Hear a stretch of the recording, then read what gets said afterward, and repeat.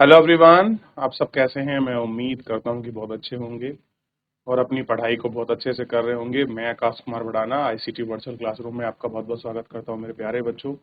जैसे आपको पता है मेरे प्यारे बच्चों, बेसिकली हमारी आपका 12th क्लास है और ज्योग्राफी में हम लोग रिवीजन अब करना प्रारंभ करेंगे।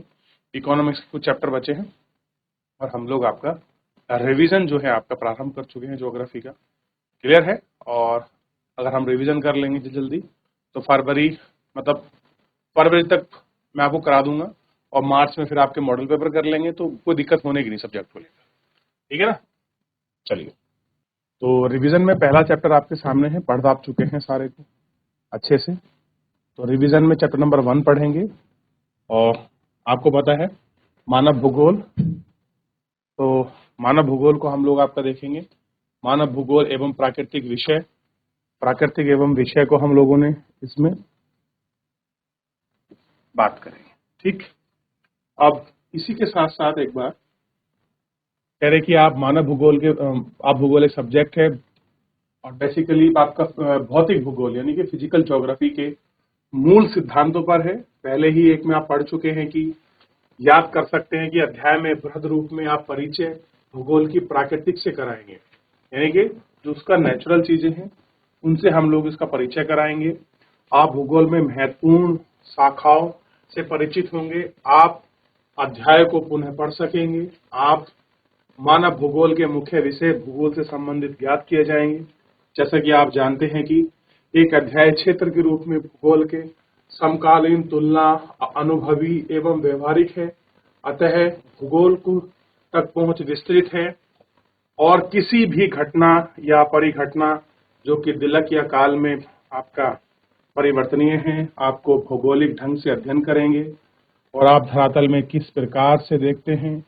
क्या आपको लगता है पृथ्वी की दो प्रमुख घटनाएं और भौतिक पर्यावरण की चीजें जिसमें आपका मनुष्य भी सम्मिलित है, आप परिवेश में भौतिक और मानवीय घटना का सूचना बनाएंगे, भौतिक पर्यावरण का अध्ययन करेंगे, मानव भूगोल, भौतिक पर्यावरण, मानव जगत के बीच का संबंध, परिघटना का स्थानीय वितरण, इन सब चीजों को आप पढ़ेंगे मस्तूतः और द्वैत अद्वैत के सिद्धांतों पर भी आप नजर डालेंगे। ठीक कह रहे हैं। ये जो इसमें सिद्धांत है उनको भी आप नजर डालेंगे। इसमें नोमेथेटिक और भावनात्मक जो भी आपको डेमोग्राफी में वो भी हमके चाहिए होती है, उनको भी हम देख लेंगे आपका। और ऐतिहासिक और जो आपके संस्थागत उपागम हैं इनको भी हम देखेंगे। बौद्धिक अभ्यास पे पढ़ेंगे, मानव जीवन पर वैधित जो चीजें हैं उनको देखेंगे, प्राकृतिक मानव अभिजप जो तत्व हैं उनको हम पढ़ेंगे, उन पर सारों पर हम लोग एक एक करके बात करेंगे और समग्रता रूपता इनको देख लेंगे। हम सामान्यतः पृथ्वी के रूप में तूफान, नंदी आंख, मुख, प्रोत, नासिक, इन ग्रीवा परिच्छेद का वर्णन करेंगे और इसमें आपका प्रदेश, गांव, नगर का वर्णन जीव के रूप में किया जाएगा और जर्मन भूगोल वेदता का वर्णन भी जीवित रूप में कर सकते हैं। सड़कों, रेल मार्गों, जलमार्ग द्वारा परिसंचरण की धमनियों पर भी कर सकते हैं। क्या आप अपनी भाषाओं या शब्दों को अभिव्यक्त एकत्रित कर सकते हैं। मूल प्रश्न उत्पन्न होता है कि हम प्रकृति और मनुष्य को पृथक कर सकते हैं जबकि जटिल आपस में जुड़े हैं। अब ये हमको देखना है। तो तब तक तो हमने एक रूप पढ़ा मेन, अब थोड़ा सा इसको पढ़ लीजिए। फिर उसके बाद मानव भूगोल की कुछ आपके परिभाषाएं हैं, उन परिभाषाओं को हम गौर करके आपका देखेंगे। चलिए आगे बढ़ जाते हैं, बात करते हैं। मानव भूगोल की परिभाषाओं को देखते हैं।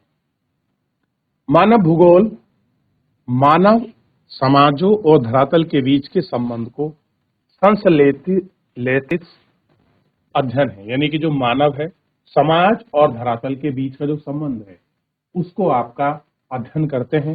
ये परिभाषा दी है रेटजेल ने। प्रश्न आ सकता है कि ये किसने कहा है कि समाज और धरातल का आपस में एक विशेष जुड़ाव है या विशेष संबंध है। ये परिभाषा निम्न में से किसकी है? तो आपको पता होना चाहिए, आप कहेंगे रेटजेल।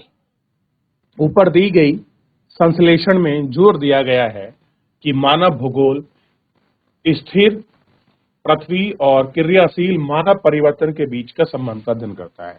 ये किसने लिखा है? एलन सी सैंपल।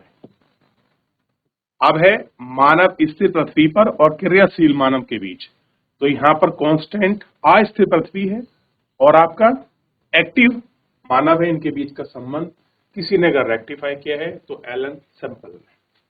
एलन सैंपल की परिभाषा में गंतव्य आत्मक यानी कि मूवमेंट करता हुआ शब्द प्रमुख है, और यहां क्या था आपका संश्लेषण, ये आपका मेन दिया गया।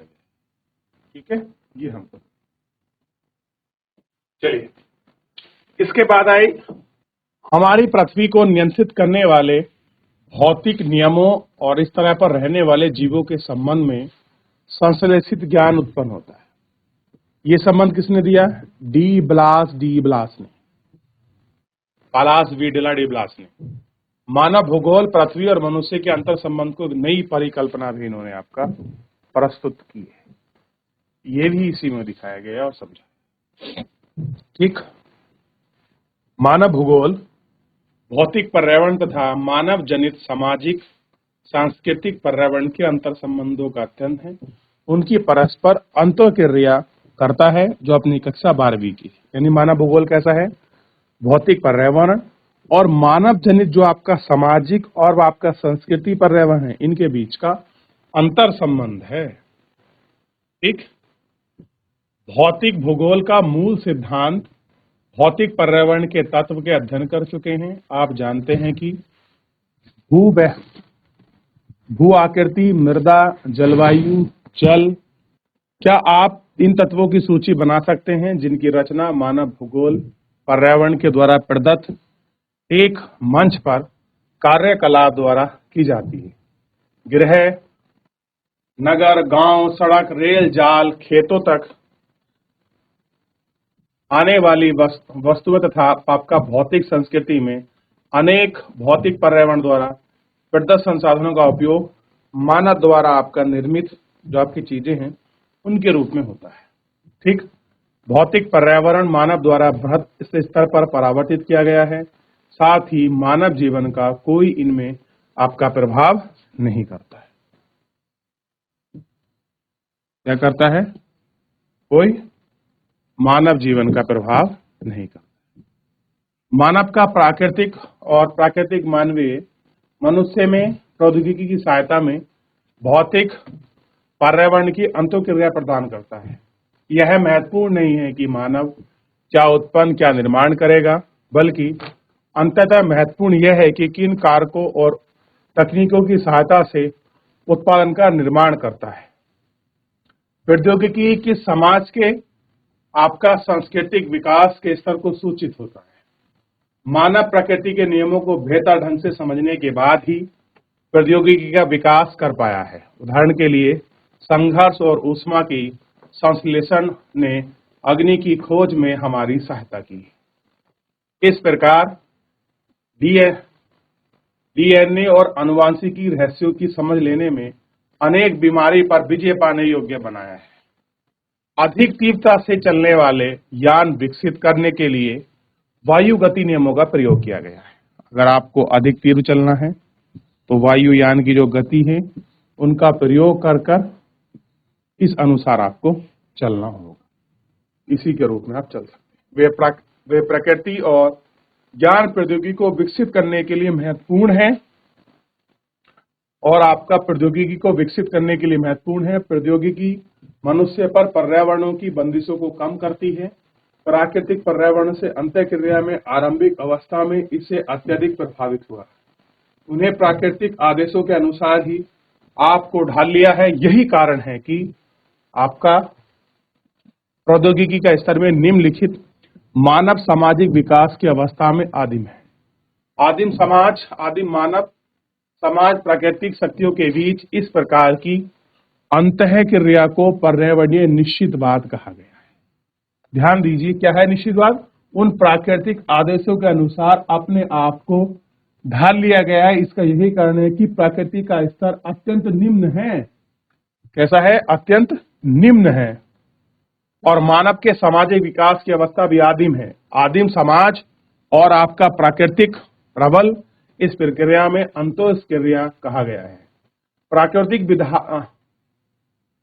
प्रौद्योगिक विकास के उस अवस्था में हम प्रकृति मानव के कल्पना कर सकते हैं जो प्रकृति को सुना है या उसकी प्रचंड भव्यता होता है, उसकी पूजा करता है। इन सब चीजों को हम लोग इसमें एक इन सब चीजों में तो प्रकृति क्या है, निश्चयवाद से हमारा क्या जुड़ाव है, टेक्नोलॉजी क्या है, समाज जीवन में आदिम कैसे था, प्राकृतिक में प्रबल शक्तियों द्वारा कैसे उसने पर्यावरण को बहुत आपका प्रौद्योगिकी विकास के रूप में, मानव के रूप में उसको डेवलप किया है। यहां आप अच्छे से इसको देख। चलिए, बॉक्स की कथा मानव और प्रकृतिता के करण की दृष्टि से आदिम समाज से संबंधित है। एक घर का प्रत्यक्ष संबंध प्रतिनिधित्व करती है, अन्य आदिम समाज का संबंध पढ़े और आपका प्राकृतिक पर्यावरण के पूर्णतः सामंजस्य बन गया है। आप अनुभव करेंगे कि सभी प्रकरणों में प्राकृतिक एक शक्तिशाली बल, पूजा, सकारात्मक योग्य एवं संरक्षित है। पोषण हेतु मानव प्राकृतिक संसाधनों पर प्रत्यक्ष रूप से निर्भर है। ऐसे समाजों के लिए भौतिक पर्यावरण माता प्रकृति के रूप में धारण है। समय के साथ लोग अपने पर्यावरण और प्राकृतिक बलों को समझने लगे हैं। आपने सामाजिक और सांस्कृतिक विकास के साथ मानव बेहतर और अधिक सक्षम प्रौद्योगिकी का विकास करते हैं। वे अभाव की अवस्था में स्वतंत्र अवस्था से अग्रसर हैं, पर्यावरण से प्राप्त संसाधन के द्वारा संभावनाओं को जन्म देते हैं।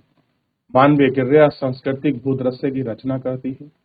मानवीय क्रियाओं की छत्रप उच्च भूमियों के परास्वामी, विशाल श्रम, नगरीय प्रसार, खेत, फलोद्यान, मैदान, पहाड़ियों में, आपका तटों में, पतनों में, समुद्रीय मार्गों में, उपग्रहों में इत्यादि में विद्वानों से इस संभावनावाद का नाम दिया गया है।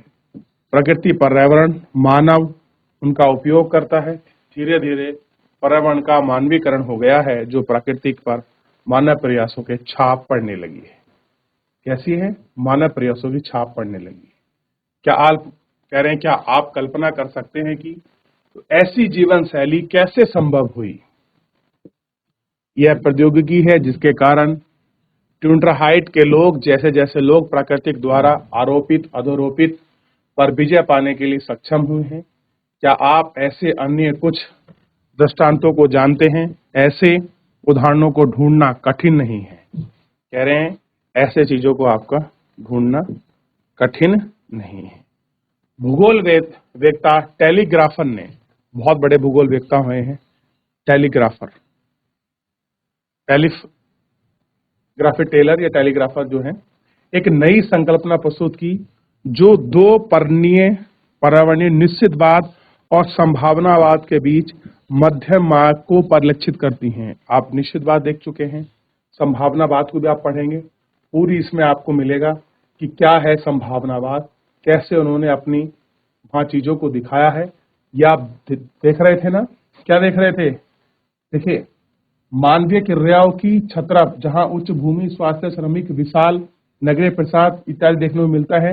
समुद्री मार्ग तथा अंतरिक्ष ग्रह में पहले विद्वानों से संभावनावाद का नाम दिया गया है। ठीक इसी के अवसर आपका प्रदान करें। धीरे धीरे प्रकृति का मानवीयकरण हो जाता है और प्रकृति के प्रयासों को छत्रप पड़ने लगे। ठीक,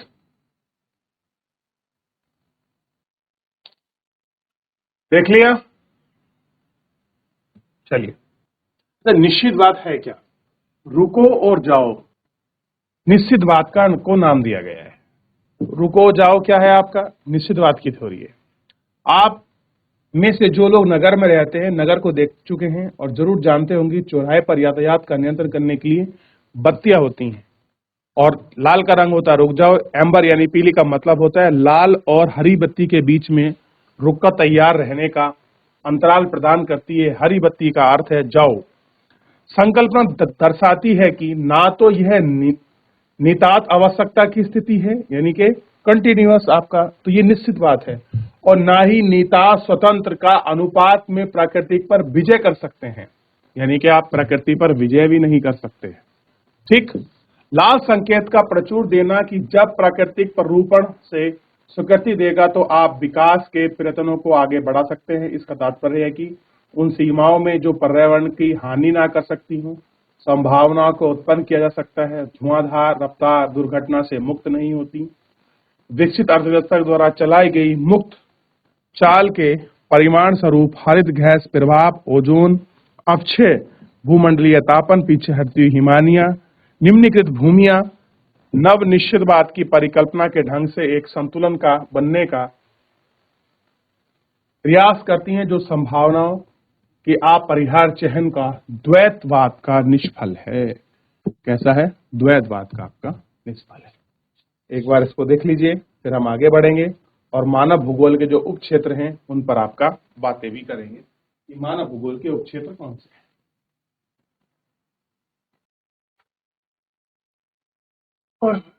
चलो बच्चों, मानव भूगोल के उप क्षेत्र। मानव भूगोल जैसे आप देखते हैं कि मानव जीवन के सभी तत्व, अंतराल जिसके अंतर्गत वे गठित होते हैं के माध्यम से संबंध की व्याख्या करने का प्रयत्न करते हैं। इस मानव भूगोल की प्राकृतिक अत्यंत विषय विधारक है।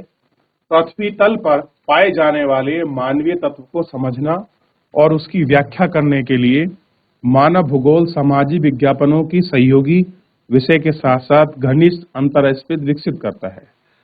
ज्ञान विस्तार के अलावा नए उपक्षेत्र का विकास होता है और मानव भूगोल के साथ साथ ऐसा हुआ है। आइए मानव भूगोल के क्षेत्र और उप क्षेत्र का परीक्षण करें कि मानव भूगोल के कौन से ऐसे क्षेत्र हैं, कौन से उप क्षेत्र हैं, उन सभी का हमको परीक्षण करना है, उनको देखना। आरंभिक उपनिवेश युग, उत्तर उपनिवेश युग। तो आरंभिक उपनिवेश युग में देखिए अन्वेक्षण, उपागम क्या है? अन्वेक्षण यानी किसी जांच करना, वितरण। उसका बड़ा लक्षण क्या है? साम्राज्य या व्यापारिक रुचियों में नए क्षेत्र की खोज और अन्वेक्षण को प्रोत्साहन करना। आपने कुछ नए क्षेत्रों का अन्वेक्षण किया, कुछ नए क्षेत्रों को खोजा, उनकी खोज, ये सारी चीज। क्षेत्रों का विश्वसनीय कोष वितरण भूगोल का वर्णन किया गया। प्रादेशिक विश्लेषण को आप देखिए, प्रदेश के सभी पक्षों में वर्णित किया गया।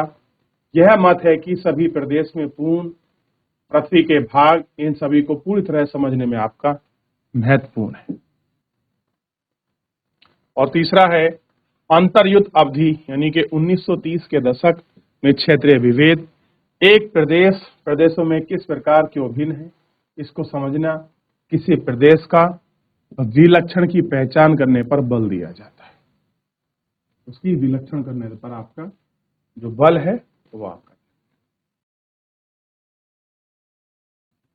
1950 दशक के अंत तक 1960 के दशक का अंत स्थानीय संगठन को हम देखेंगे। कंप्यूटर परिष्कृत संख्या में विधिक में विशिष्ट मानव जीवन पर्यावरणीय विशेष भौतिक के नियम का अनुप्रयोग। इस अवस्था में मानवीय क्रिया और मानवीय चित्र पृथ्वी की पहचान में इसका मुख्य उद्देश्य है। ये सारी चीजें हमको इसमें देखेंगे।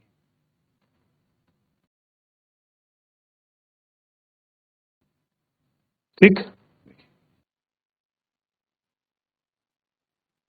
चलिए देख लिया, आगे बढ़े। 1970 का दशक है। मानवतावादी, अमूलवादी और व्यवहारवादी विचारधाराओं का उदय आपको इसमें दिखाई देगा। मात्रात्मक क्रिया से उत्पन्न असंतुष्टि, मानवीय भूगोल का अध्ययन, मानव के चलते 1970 के दशक में विचारधाराओं का जन्म, अद्भुतीय मानव परिसर आपका राजनीतिक प्रति प्रासंगिक विचार में थोड़ी सी जानकारी नीचे दिए गए वर्क्स का अवलोकन करें।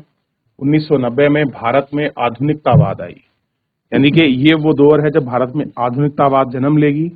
यह बृहद सामान्यकरण, मानवीय दशाओं की व्याख्याओं में करने वाले प्रसिद्ध विचारक का प्रश्न उठाता है।